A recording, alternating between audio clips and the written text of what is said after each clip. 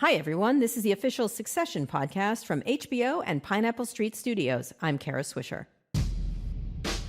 Look at you, shaking like a fucking leaf. In a sense, this conversation is already over. It's just a question of how many times we scream the word fuck at each other before you do what we want. It's like the fucking Sergeant Pepper of broken corporate America. On this week's episode of Succession, the Roy family is being held at gunpoint. Well, figuratively. Their control of Waystar is in jeopardy. They're dealing with an aggressive DOJ investigation, and an annual shareholders meeting looms. It's caused serious blowback from investors. Yeah, thank you for that, Kendall. Hey, accountability's a fucker. All the negative backlash makes Waystar Royco stock look far too volatile. So one investor, played by Adrian Brody, makes a bold move. Josh Aronson persuades Kendall and Logan to meet with him and face each other. Nice. Love it. Fucking King Kong come out to dance for me. I'm honored. But what kind of power do shareholders really have? I'll get to that today with one of America's best-known entrepreneurs, Mark Cuban. He insists he has never been this guy that Adrian Brody plays, and I believe him, kind of. If that's me sitting there, I'm just listening to this going, what the hell is going on?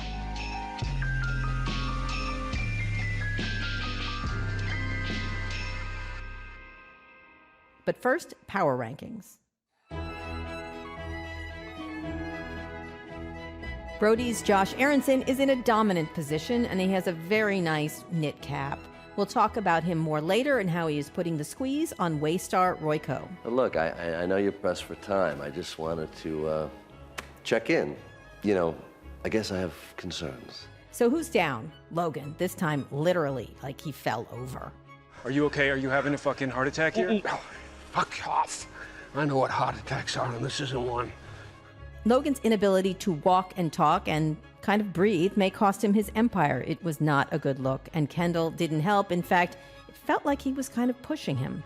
It's not my fault he's an old man who can't climb a fucking hill. We're about to lose the company at the shareholder meet, all because you wouldn't give our dad a timely fucking Evian. Good day.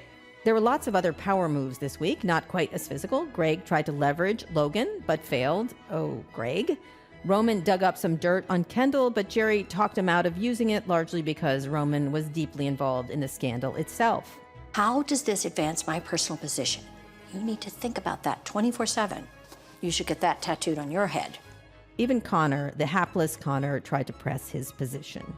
Look, sis, I don't like having my boot on the old man's throat, but I do. I got me some juice. He threatens to air the family's very dirty, in fact filthy laundry if he isn't given a high-profile position at Waystar. The results are TBD, but after a down week, Connor is finally doing something. But this week's power move takes us right back to where we started, Josh Aronson. He managed to get Kendall and Logan in the same room for the first time all season.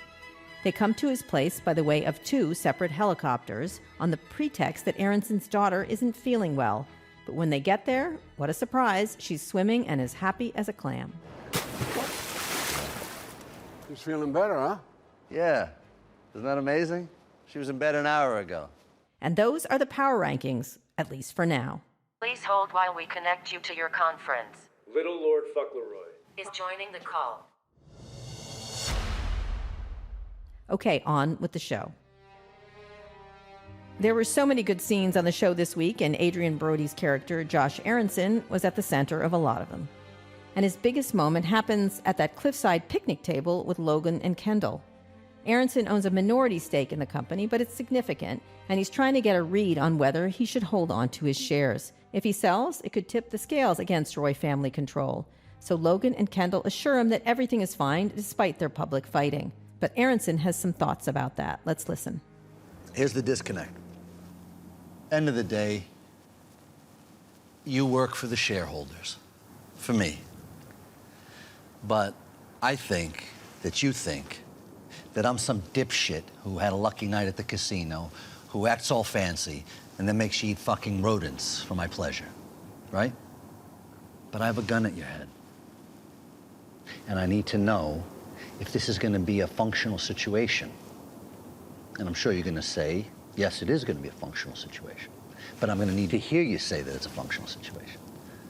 So, can you work together? Sure, absolutely.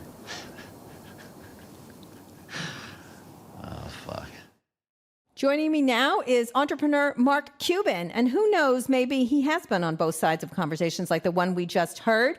Mark, are you a dipshit who had a good night at the casino? As often as possible, Kara. Welcome, by the way. Thank you. This was a scene. Now, you've been on both sides of the table. You've been an owner of a company and run companies, but you've also been an investor. So talk about how you think about this relationship that big shareholders, you've been a big shareholder in lots of different things, even though you're not a controlling shareholder necessarily, and the people who are running companies. It really depends on the ownership of the people running the company. So sometimes you'll look at a company as a Facebook, for instance, where Zuckerberg owns and controls, and it doesn't really matter what anybody else thinks, right? And then there's other companies where, like Logan, where he owns a lot, but maybe he's distributed some to kids, but he's also been diluted over the years. So he doesn't have full control himself.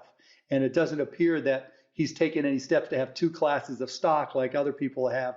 And so I think, so as a result of that, he's got to be careful and tread lightly, because he knows that if he loses the connection to some of his shareholders, he could lose the company.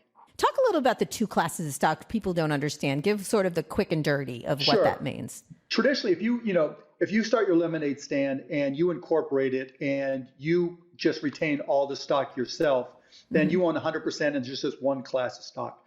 But let's say you decide you want to go out there and raise a lot of money for your lemonade stand, but knowing that if you raise a lot of money, you're going to have to give up a share of the financial proceeds, right, or the financial operations, but you don't want to give up a share of the management operations. So you may create two shares of stock, one that has all the voting shares, which allows you to make the decisions, and two, the second share class of stock that shares in the participation of the financials.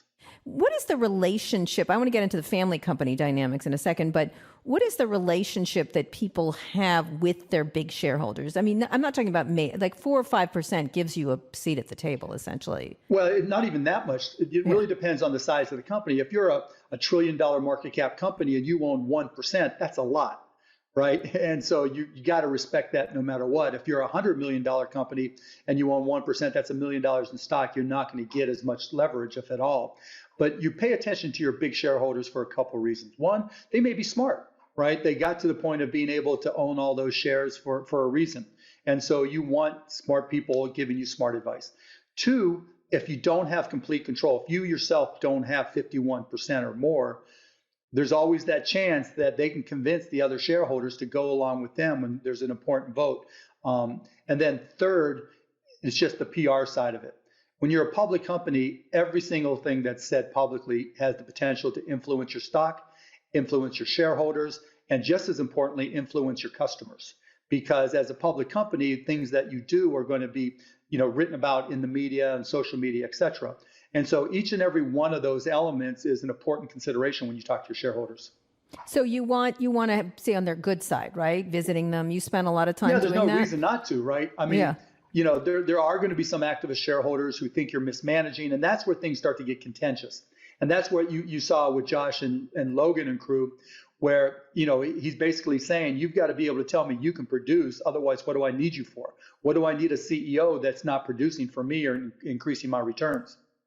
So I guess for me to come your way, I have a little wish list. A little EPS juicing, some stock buyback,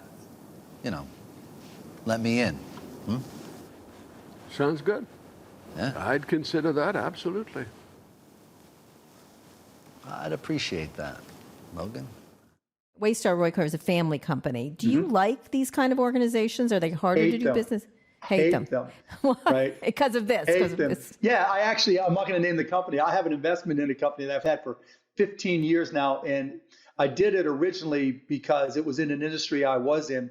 And I thought at some point, the father, who has since died, was going to turn it over to serious management. And he turned it over to his daughters. And now all the kids are fighting, sound familiar, and in a battle to get control of the company. And it's just destroyed the value of the stock. So, I mean, I didn't sell any, but it could be worth 5 times as much, and it's not. And tell me why you hate them? Because personal family dynamics come into it? Yeah, of course. There's always personal family dynamics, always. there's no perfect family, and all it takes is one sibling to have a problem. It's almost like a multi-layered prenup. Mm-hmm. And it's inevitable. It always happens. You've never not seen. Yeah, all I know is I have two brothers, and we get along great. But if the wrong thing ticked us off, I said something that would have pissed him off when he was 12 years old, it might turn into a problem. Do you bring them into the business? They both work for me, but it's not in a big management capacity. They have very specific things that they're great at. So, but is it smart for Adrian Bro to be pushing his position on that, like on whether they get along or not? Yeah, because why not? He still owns the stock, right? And so he only gains leverage, and it's also a chance to test all the players. You know, what's going on with Kendall? What's going on with Logan? What's going on with Shiv? How are all the pieces? How are all the dynamics working? So it's a continual pressure to see where the weak points are and to see how they respond to pressure, because all that information is valuable to Josh to figure out what steps he should take. Right. So I want to play a clip where Aronson actually talks some numbers here. I've lost 10% of my 4% on this, $350 million. Ideally, I'd like to get it back. So I guess it comes down to, are you or Sandy going to get me that back? Stick with us. Stick with the value proposition. This is the industry vision right here. That's right. But how does that work? After what you've said, how the hell does that work? Well, you know, the Beatles put out some of their best shit when they were suing each other. Okay. If you heard that, what would you, like, he loses $350 million, which is not small even to a Mark Cuban. That's a lot of money. That's right? So, you know, he's lost 10% of his 4%, meaning he owns 4% of the company, and that's already 10% down. So he's not a happy camper. And if that's me sitting there, I'm just listening to this going, what the hell is going on, right? That is not an approach. And Kendall's obviously has alternative motives, right? So you've got Logan trying to balance not just his corporate health, but also his personal well-being, physically and legally. You've got Kendall trying to figure out what his play is as well. So you've got these multiple layers here, this multi-layered chess game going on where Josh, Kendall, and Logan are all feeling each other out. By saying he lost 10% of his 4%, $350 million, he's saying, I have every reason to be pissed. This is Josh. Yeah. Yeah, I have every reason to be pissed I have at every you, reason Logan. to be pissed, yeah, at everybody, right? Right. And so my back's already against the wall. So you better come up with something really, really good to fix this. Otherwise, I have no reason to deal with you. And that's why Kendall comes back and says, well, the Beatles did some of their best shit after they broke up. Would you walk away? No, I wouldn't walk away. I know I got the leverage at that point, right? So when they're telling me they don't have any idea what they're going to do next. Okay. Well, how did they say that? Because the Beatles thing, right? Because he's saying that we're broken up, we're disconnected, right? And maybe individually we've got some things that we can come together on. And I'm like, you know what? If you got Let It Be sitting in your vault, bring it out. But otherwise, you haven't shown me anything. Right. And do you ever think about walking away? You said you didn't sell from this family company, even though it's all hell is breaking loose. Is there a point where you're like, I just got to sell, or do you try to make something happen? It all depends on Josh's money and the form, right? So if it's his own personal money and he's got Warren Buffett money, then you're just looking at the company and saying, okay, I'm just going to make a corporate decision. If it's investors' money and he just lost $350 million, and he's got investors that he's got to keep happy because otherwise they walk, then the pressure becomes more on him. Because normally for people like Josh, if they take other people's money, he's got to hit the benchmarks of the industry and the expectations of the investors he had. So if Josh, as an example, is a Carl Icahn and it's his own money, he can wait it out forever. If it's a fund, then the pressure's on, and Josh is thinking, okay, I'm gonna have to make a move fast here because otherwise I'm gonna lose all this investment. Does that 4% give you a lot of clout? It's a lot of money, obviously, but what kind of power do you get? Depends on the circumstances because you don't have to publicly report under 5%. But it also means there's a little bit of leverage there because it means nobody knows that I own this chunk of the company because I haven't had to publicly report it. And if I just buy 1.1% more, then everybody's going to know, and that's going to be an indication, and people are going to come out of the woodwork to talk to me. Then what does that do? It gives you an ability to get what you want. It gives correct? you ability to put together a voting block that may allow you to win something that says, kick out the old management and put in my slate. Safest option. Back me. Sit tight. Count on your gold in your castle here, and I'll make you whole. Okay? No, it doesn't work like that. Can we take a walk? Look at this fucking New York wiseacre. No, seriously, come on. It's so beautiful, it's disgusting. I mean, huh? I'll walk. Yeah. How far? Come on, Dad, let's walk it out. So when you think about sort of the way they're doing sort of these dramatic helicopter rides and going to see investors, is this the way business has to operate anymore? No, hell no. No, the exact opposite. You know, it's like the bigger the party, the bigger the fraud. And the more you try to impress it, just look at offices, like now, particularly post-pandemic. The whole, you know, if I go into a regular business and it looks like a white shoe law firm, throw the red flag, huge red flag. It's like, why are you spending money on all this stuff? Today in particular, you don't need to do all those things, but what you do need, you need to be a good corporate citizen. And that pays off so much more. Now, do you like to lose? Do you sometimes say, I'm just going to lose money? Or do you say, no, I'm going to like... No, it depends on the gut circumstances, right? Like if I'm doing a Shark Tank deal and I'm helping somebody grow something big, or, you know, or there's a mission that I really believe in, I don't mind losing money because there's a greater gain somewhere else. If I were in that set of circumstances, I looked into it twice looked at taking over a company because I thought it was really bad management. And this was 20 years ago plus. Mm-hmm, mm-hmm. And it was, in my mind, I didn't want to deal with the hassle of taking over the company.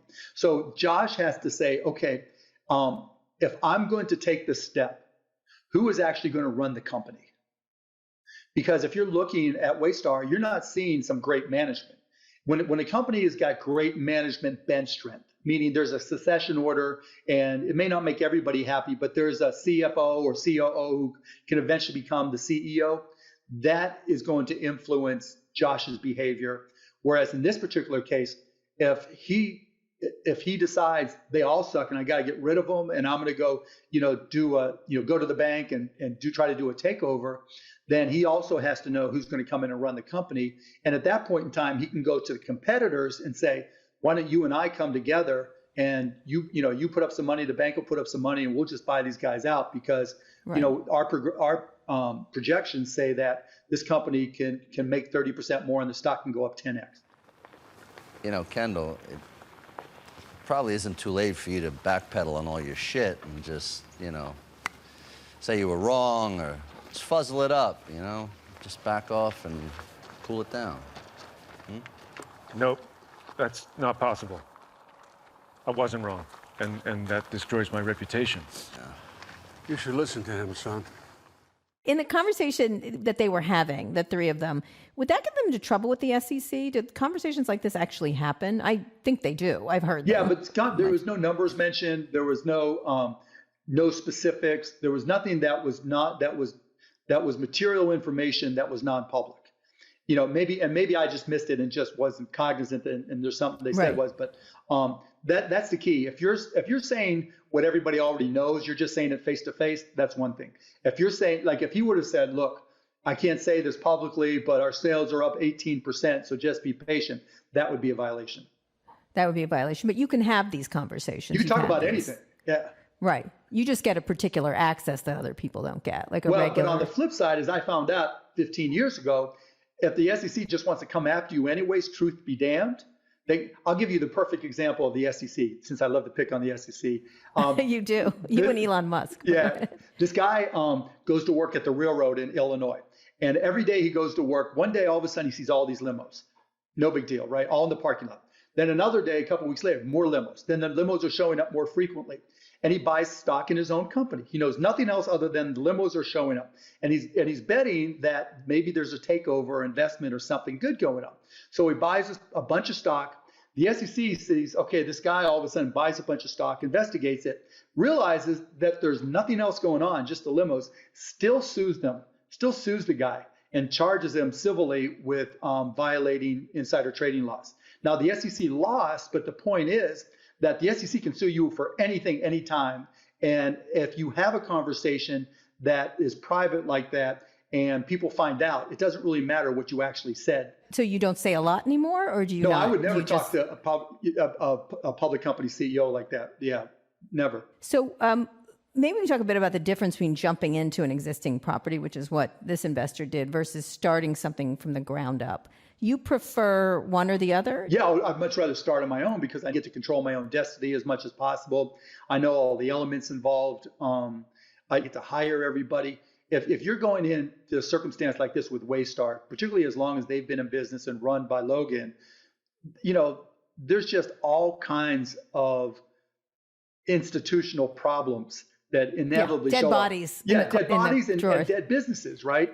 Because, at some point, later in his life like this with Logan, you're talking about his legacy. So Mark, last question. Name the 3 most interesting places you've had a business meeting. In the Concord, when it was still around. So Concord, on a cliff by the ocean in LA. And those probably are the only 2 wild, and in a bar. In a bar. Yeah. And what was that for? Oh, I mean, any number of times, right? I don't mind sitting and having a drink and just relaxing and talking to people. To me, none of those meetings are stressful unless my back's against the wall to close the deal for whatever reason. Mm-hmm. Where's the worst place you've ever had a meeting? The West Wing. Mark, thank you so much for joining us. Kara, always a blast. You can watch Mark Cuban on ABC's Shark Tank or on the sidelines at Dallas Mavericks basketball games. You can see him in a bar, but not in a private helicopter flying around and buzzing everybody. Good luck with this season, Mark. Thanks, Jared. So why don't you fuck off and think about what you want to ask for to come on side, and I'll see what I can do. Okay? This is the official podcast of HBO series Succession, and it's a production of HBO and Pineapple Street Studio. It's hosted by Kara Swisher. Our executive producers are Gabrielle Lewis, Barry Finkel, Max Linsky, and Jenna Weiss-Berman. Our senior producer of the show is Nick White, and Darby Maloney is our editor. This episode was produced by Michael Catano and me, Shaka Mali, and engineered by Michael Catano. Production music is courtesy of HBO. You can listen to the next episode of HBO Succession podcast after watching episode 5 of Succession on Sunday, November 14th on HBO Max. And don't forget to subscribe for our new conversation every week, wherever you get your podcast.